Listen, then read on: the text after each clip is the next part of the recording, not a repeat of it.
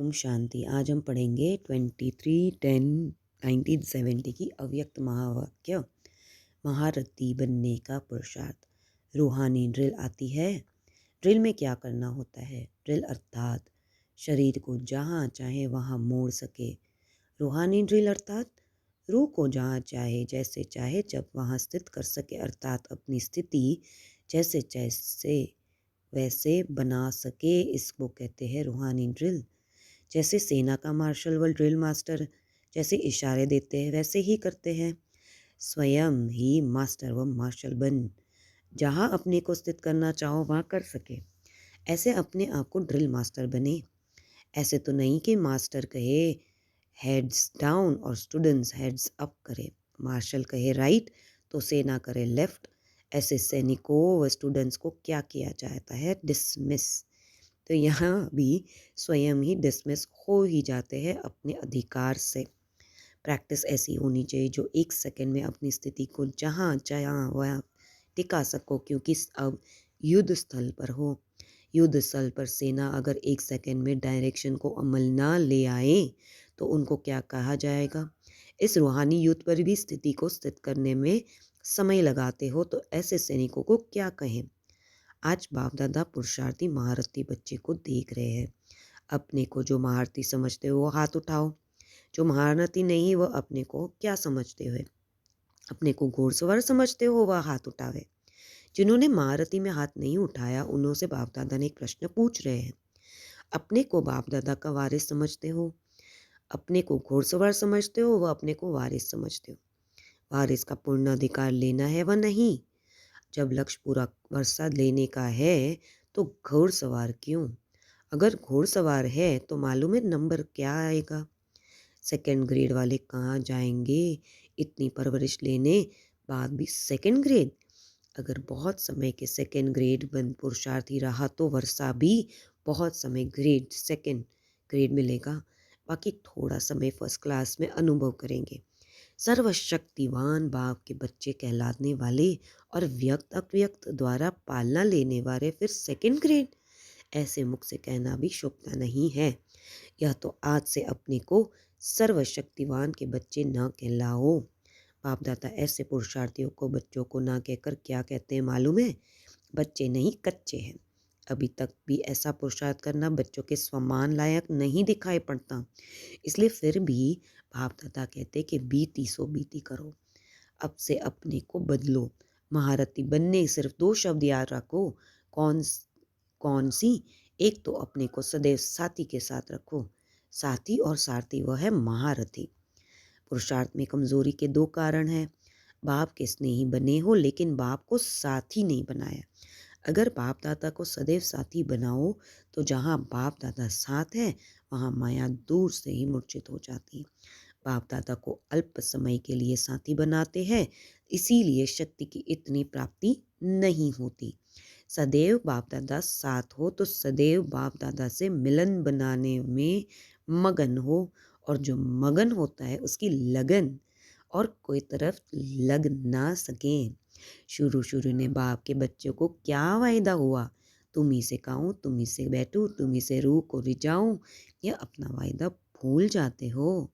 अगर सारे दिनचर्या में हर कार्य बाप के साथ करो तो क्या माया डिस्टर्ब कर सकती है? बाप के साथ होंगे तो माया डिस्टर्ब नहीं करेगी। माया का डिस्ट्रक्शन हो जाएगा। तो बल बाप के स्नेही बने हो लेकिन साथ ही नहीं बनाया। हाथ पकड़ा है साथ नहीं लिया ही, इसीलिए माया द्वारा घात होता है। गलतियों का कारण है गफलत। गफलत गलतियां कराती है। अगर रूह को ना देख रूप तरफ आकर्षित होते हो तो समझो मुर्दे से प्रीत कर रहे हो। मुर्दे से प्रीत रखने वाले को समझना चाहिए कि हमारा भविष्य मुर्दा घाट में कार्य करने का है।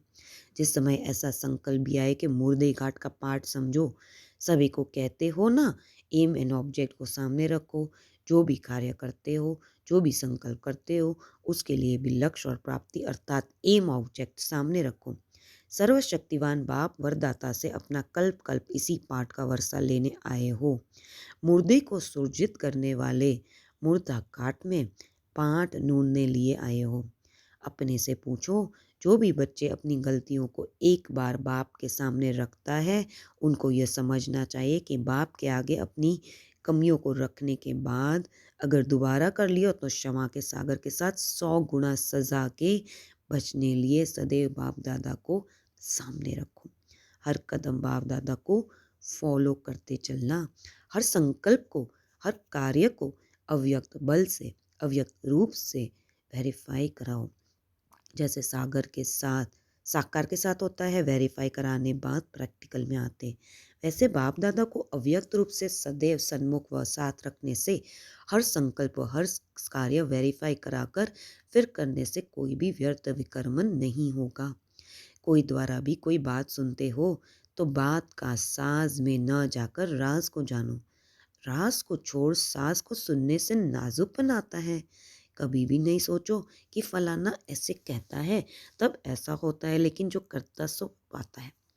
यह सामने रखो। दूसरे के कमाई का आधार नहीं लेना, ना दूसरे की कमाई में आंख जानी चाहिए, जिस कारण ही ईर्ष्या होती है। इसके लिए सदैव बाप का यह स्लोगन याद रखो, अपनी घोट तो नशा चढ़े। दूसरे के नशे को निशाना नहीं बनाओ, लेकिन बाप दादा के गुण और कर्तव्य को निशाना बनाओ। सदैव बाप दादा के कर्तव्यों की स्मृति रखो कि बाप दादा के साथ मैं भी अधर्म के विनाश अर्थ निमित्त है, वह स्वयं फिर अधर्म का कार्य व देवी मर्यादा को तोड़ने का कर्तव्य कैसे कर सकते हैं। मैं मास्टर मर्यादा पुरुषोत्तम हूँ, तुम मर्यादाओं को तोड़ नहीं सकते हैं। ऐसी स्मृति रखने से सम्मान और संपूर्ण स्थिति हो जाएगी। समझा? सोचो कम, कर्तव्य अधिक करना है। सिर्फ सोचने में समय नहीं गंवाना। सृष्टि के कयामत से पहले कमजोरी या कमियों की कयामत करो। भट्टी ने अपना रूप रंग और रौनक बदली की है। अनेक रूप बदलना मिटाया है। सदा के लिए रूहानी बाप दिखाई दे ऐसा अपने को, रूहानी रूप दिखाई दे ऐसे अपने को बनाया। उलझनों का नाम निशान न रहे ऐसा अपने को उज्जवल बनाया। अल्पकाल के लिए प्रतिज्ञा की है ना, अंत काल तक प्रतिज्ञा की है। अपनी पुरानी बातें, पुराने संस्कार को ऐसा परिवर्तन में लाना है जैसे जन्म परिवर्तन होने के बाद पुराने जन्म की बातें भूल जाती। ऐसा पुराने संस्कार का भस्म किया व अस्थियां रख दी हैं। अस्थियों में फिर से भूत प्रवेश हो जाता है। इसीलिए अस्थियों को संपूर्ण रीति से सागर में समा के जाना है। कहाँ छिप कर ले न जाना, नहीं तो अपनी अस्थियां स्थिति को परेशान करती रहेगी। संकल्पों को समाप्ति करनी है। अच्छा, तुम हर एक बच्चे को पुरुषार्थ करना है तख्त नशीन बनने का, ना कि तख्त नशीन के आगे रहने का। तख्त नशीन तब बनेंगे जब समीप बनेंगे। जितना जो समीप होगा उतना समानता में रहेगा। तुम बच्चों के नयनों को कोई देखे तो उनको मुक्ति, जीवन मुक्ति का रास्ता दिखाई दे। ऐसे नयनों में जादू हो तो बाप के नयन कितनी सेवा करेंगे। नयन भी सर्विस करेगा तो मस्तिष्क भी करेगा। मस्तिष्क क्या दिखाता है आत्माओं को? बाप। अब आपके मस्तिष्क से बाप का परिचय हो ऐसी सर्विस करनी है, तब समीप सितारे बनेंगे। जैसे साकार में बाप को देखा, मस्तक और नैन सर्विस करते थे। मस्तिष्क में ज्योति बिंदु रहता, नैनों में तेज त्रिमूर्ति के याद का। ऐसे सम्मान बनना है। सम्मान बनने से ही समीप बनेंगे।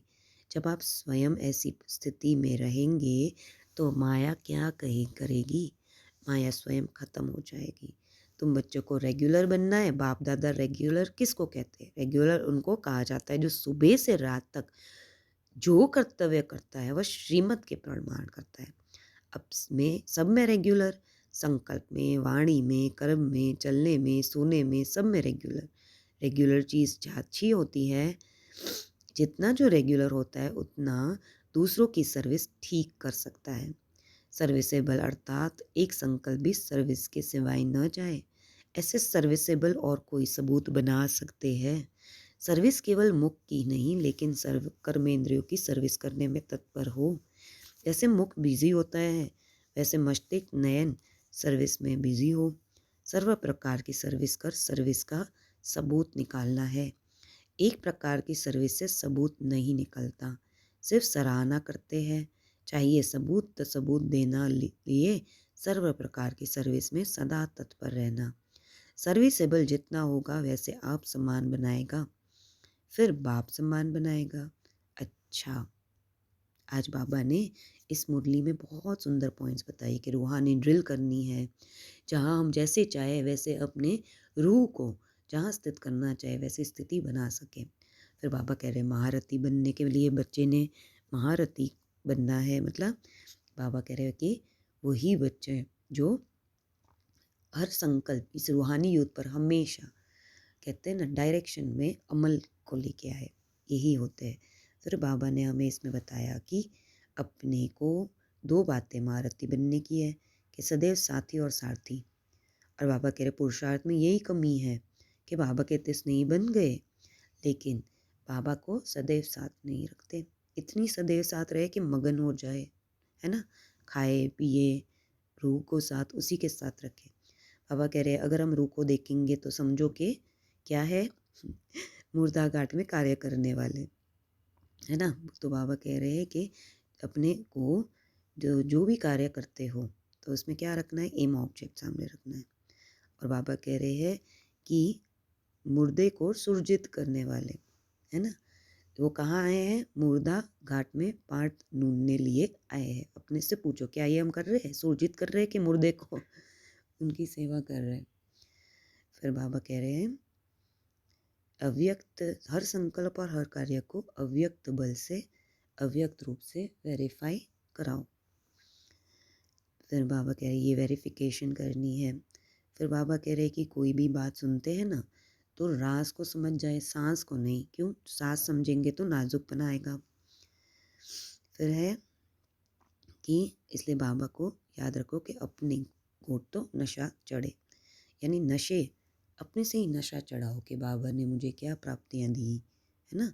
दूसरे के नशे का निशाना नहीं कि दूसरा तो कोई और नशे में घूम रहे हैं ना आजकल तो। फिर बाबा यही कह रहे हैं कि निमित्त है ना हम धर्म को या देवी बाबा कह रहे हैं कि अपने को हम निमित्त हैं अधर्म का विनाश करने वाले। और बाबा कह रहे देवी मर्यादा को तोड़ने का कर्तव्य कैसे कर सकते हैं, तो मर्यादाओं का ध्यान रखना है कि मैं मास्टर मर्यादा पुरुषोत्तम हूँ, है ना। तो स्मृति में रखने से सम्मान और संपूर्ण स्थिति हो जाएगी। तो बाबा कह रहे हैं कि सोचो कम कर्तव्य अधिक करना है। फिर बाबा कह रहे हैं कि भट्टी में देखना है कि मेरा सिर्फ रूहानी रूप दिखाई दे, पुरानी बातें पुरानी संस्कार जैसे पुराने जन्म की बातें भूल जाते ना ऐसे हो। और बाबा कह रहे हैं कि जब ये भस्म ही किए है ना, तो अस्थियां रख दी। तो कह रहे हैं कि अस्थियों में अगर भूत प्रवेश हो जाता है कई बार, है ना, फिर से आ जाते हैं ना, जागृत हो जाते हैं। बाबा कह रहे इसको सागर में दे दो, यानी बाबा को पूरी तरह से दे दीजिए। संकल्पों की भी समाप्ति हो जाए कि इतनी, क्योंकि अस्थियां अगर परेशान करती हैं यानी संकल्पों में समाप्ति नहीं करी है इसकी, वहाँ तक इतनी गहनता की प्रैक्टिस करनी है। फिर बाबा ने हमें बताया कि हमारे जो नैन है ना उसमें भी हम और उसमें और हमारे मस्तिष्क जैसे ब्रह्मा बाबा के दिखता था, ब्रह्मा बाबा के मस्तिष्क से क्या दिखता था, बिंदु, और नैने से तेज दिखता था त्रिमूर्ति की याद का कि कितनी याद में ये आत्मा खोई है, ये नैन से पता चलता था। तो बाबा कह रहे ऐसा सम्मान बनना है और सम्मान बनने से ही समीप बनेंगे, है ना। और ये कह रहे ऐसी स्थिति में रहेंगे तो माया क्या करेगी, खत्म हो जाएगी ना। फिर बाबा ने बोला रेगुलर वही है जो श्रीमत प्रमाण संकल्प वाणी कर्म चलने सोने में सब में रेगुलर है ना। तो और बाबा कह रहे एक संकल्प भी सर्विस के सिवाय ना जाए, यही सर्विसेबल हो, ऐसा सबूत बना सकते हैं, है ना।